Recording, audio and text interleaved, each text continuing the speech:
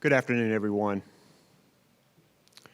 For a decade, this Republican legislature, elected by unconstitutional means, has used tricks and bullying to starve our public schools and to deny health care to 500,000 working North Carolinians.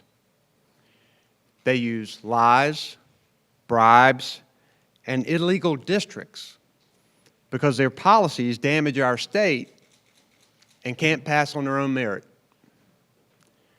Today, on the 18th anniversary of 9/11, while the state was honoring first responders, Republicans called a deceptive surprise override of my budget veto. Unfortunately, it's the people of North Carolina who lose.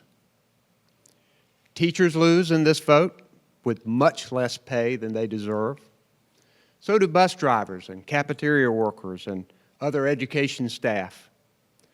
Working people with no health insurance, more than 500,000 of them, are left behind.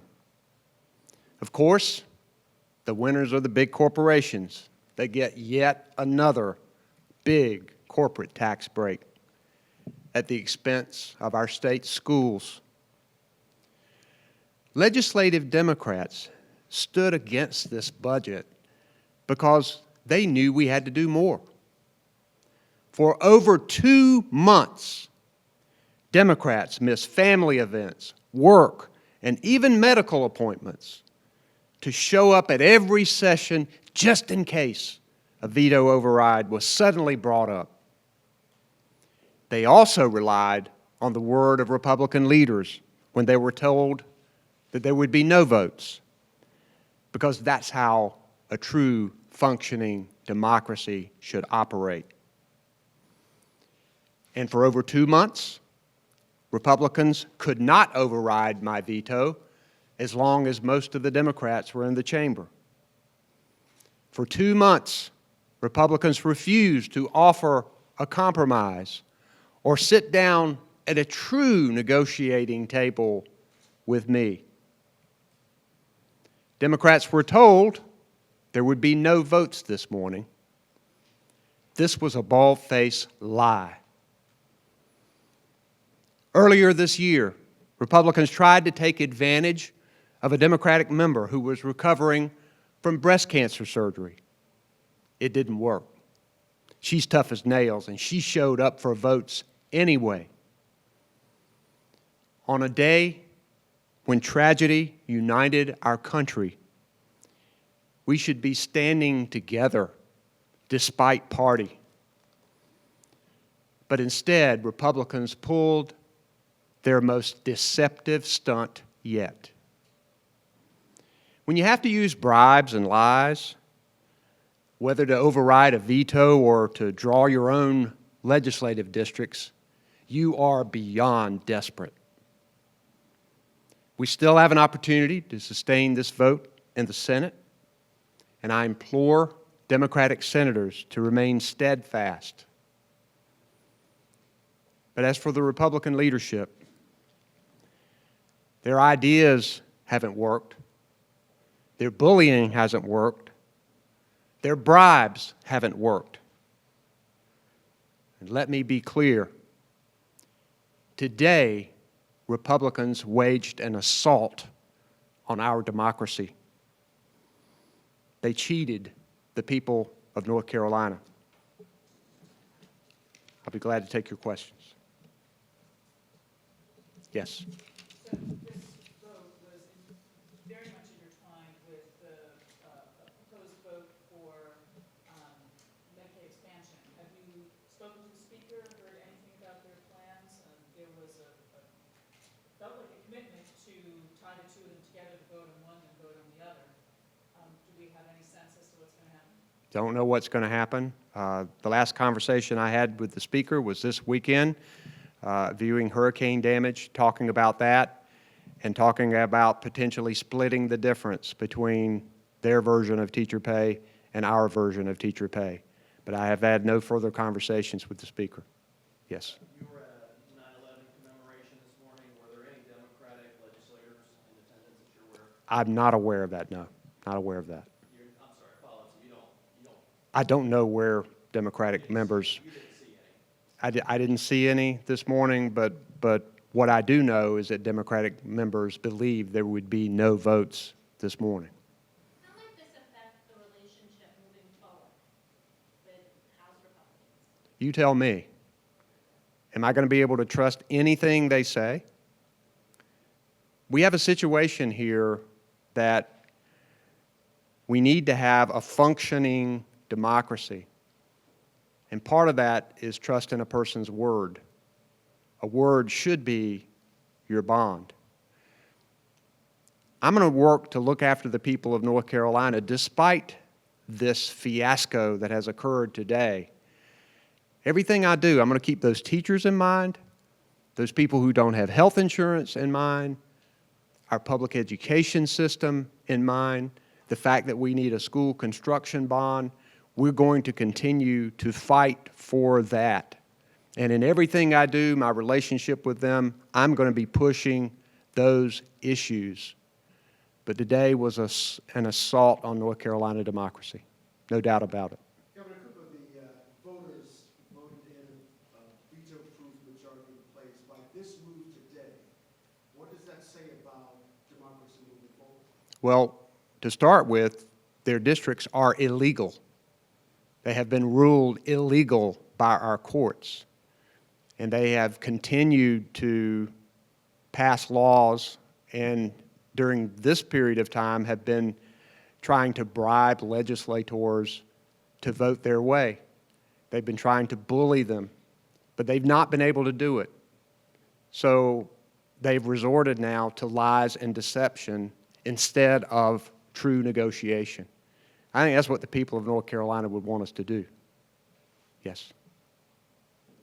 Yes, sir, Bill. Do you see this affecting redistricting negotiations that are undergoing right now? You know, when you pull out a lottery machine to try and draw districts, I don't know what they're doing over there. What I do know is that districts ought to be fair, they ought to be legal. And what I also know is that a lot of people voted for these Democratic legislators who were representing them there today, but they were lied to. And those people are left out of this process. And there are other people who cast votes against Republican legislators, but they were in such illegally gerrymandered districts that their vote really didn't matter. They are left behind today.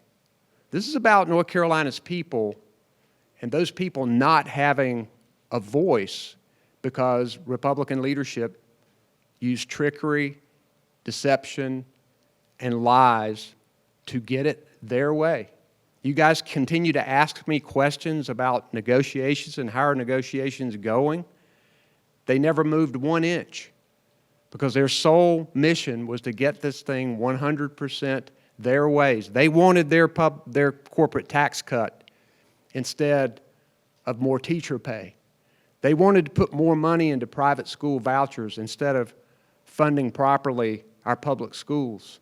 They wanted to deny health care when we could draw down this money to lower premiums for private businesses all over our state and get working people insurance. They didn't want to negotiate on any of that. Instead, they're lying in wait, using deception, using lies. You had Democrats who were there and were ignoring family obligations and work and vacations and even sick. They showed up to vote whenever they thought there was a chance this could be brought up. And they had this little veto garage, and at any time, this thing could have been brought forward. And they would never tell Democrats when they were going to vote on it because they never did until today. And they had a number of sessions where we know in a functioning democracy, people have got to know when votes are going to be. And so they've relied on Republican leaders of when there might be a chance that this veto override could come up. And today, we know what happened. Yes, sir. I'm sorry, Gary, go ahead. I just want to clarify. So we heard from Speaker Moore that there was nothing announced that there would be no recorded votes today. And then we have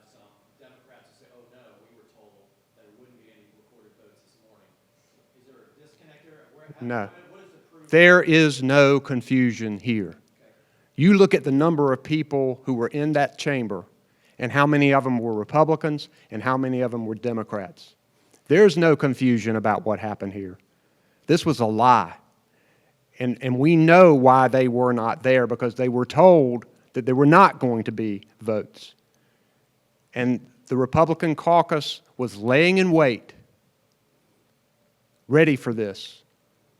And, you know, not a single Republican on that floor stood up to say, wait a minute, this is not right. When 9 Democrats out of the 55 are on the floor, you know something's going on. Yes, sir. You were in the legislative branch. Do you have any members of anything like this? And what, in your opinion, is this going to do to the institution itself, particularly? I have never seen anything like this in my 30-plus years in state government. Never. This is a true assault on our democracy. There is no question about it. What do you say to people who see this and basically are probably honestly disheartened by the whole process? I think they have a right to be disheartened. They have a right to be outraged that this Republican leadership would orchestrate such deception, such trickery to get their way, a way that I don't believe most Democrats want it. Excuse me, most North Carolinians want it. I know the Democrats didn't want it, but I believe most North Carolinians believe that our teachers should get paid more. And this budget pays them less than the other state employees. No wonder they voted against this budget. And it's no wonder that I vetoed it. Yes, sir, Jonah. Governor, do you take this personally? No, you can't ever take anything personally. I care about the people of North Carolina, the 10-plus million people that I represent as governor. And what I'm going to do, like I've been doing every day, is to make sure we invest in education and health care and that we continue to push those policy issues. We just have to realize that what we're dealing with now is a Republican leadership that believe that lies are okay. I've never watched basketball with you, but this is about as fired up as I've ever seen you. What is it about this? When you've dealt with HB2, when after your election they tried to redo the State Board of Elections, when they tried to strip appointments, what is it about this that is getting you so worked up? Because I believe in people's right to elect representatives and senators to the state legislature to represent them. And today, that will was thwarted. Today, people didn't get what they voted for, and that's wrong. And it's also wrong that we were not able to build some consensus on investments in education instead of these corporate tax breaks. We've got to find a way forward here, but now we know, we've known this all along, I think, but it was played out today. Governor, because of your Yes. facilities, are there opportunities for legal challenge here? I'm sure there are. Yeah, I'm sure there are. But I think people are looking at that already. Yes. So the next stop is the Senate. Have you been talking to the Senate leadership on the Democratic side to see that they hold the line? Of course we have, and we hope that they will do everything they can to hold the line. But here we've got a Republican leadership that will use trickery, that will lie, and there's only a 1-vote margin, and one senator's at her mother's funeral today. So I don't know what will happen. I would hope that Republican leaders would have a moment of thought about this and realize that this is not a way to run a democracy. Is there a concern that this could start a precedent moving forward? Oh, of course. Yeah, if you can't rely on people's words about votes. This is a citizen legislature. These people who come to Raleigh, many of them are doing other jobs and they have other obligations. But because they refused to vote on the override of the veto and because they continued to put it on the calendar every single day, these members couldn't miss a day. The only days that they were allowed to miss is when they were told by Republican leaders there would be no vote. And they have a right to trust that. They have a right to trust that because democracy is not going to function any other way. But instead, they come in and override this veto and provide for corporate tax breaks instead of teacher pay raises that ought to be, and that's wrong. All right, guys, thank you.